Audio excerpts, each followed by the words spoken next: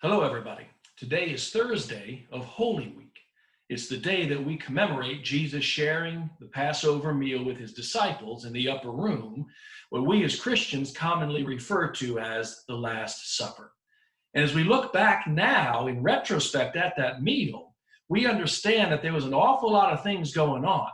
First of all, Jesus and his disciples gathered together to celebrate the Hebrew Passover, the day in which God delivered his people Israel from slavery to the Egyptians.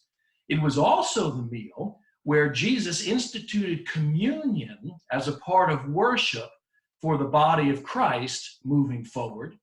It is the meal in which Jesus, when demonstrating servanthood, got down and washed his disciples' feet, which blew everybody's minds, especially the Apostle Peter's.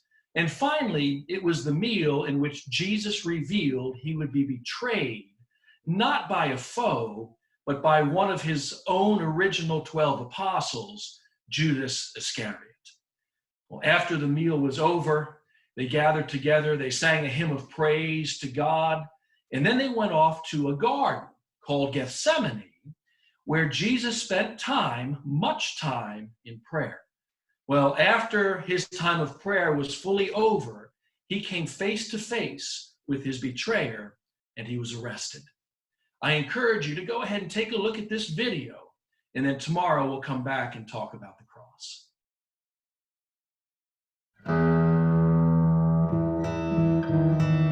Once we got to the garden, it just got crazy. Jesus asked Peter, James, and myself to go further in the garden with him and pray, and we did. We tried. We kept falling asleep. Jesus kept waking us up. I remember one time he said, "The spirit is willing, but the flesh is weak." That's true. It's all a blur. And I think this whole mess got started because of Judas. Did he really think what he was doing was right? There he is. He's the one you want, the one praying by himself. Now the others, they will come up and try to create some scene. But the one that I kiss on the cheek, that's the one you want. Now 30 pieces of silver, right? That's what we agreed upon? 30 pieces. Forget about the rest. The one that I kiss on the cheek, that's the one you want. A kiss?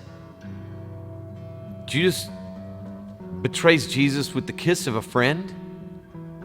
And then it got crazy. Peter grabs a sword and he cuts off this guy's ear. And Jesus just reached down and picked it up and put it right back on the guy's head, as if nothing had happened. And then they took him. I'd love to tell you that we fought for him,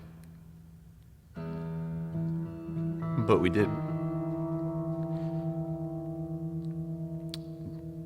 Everyone ran. I ran.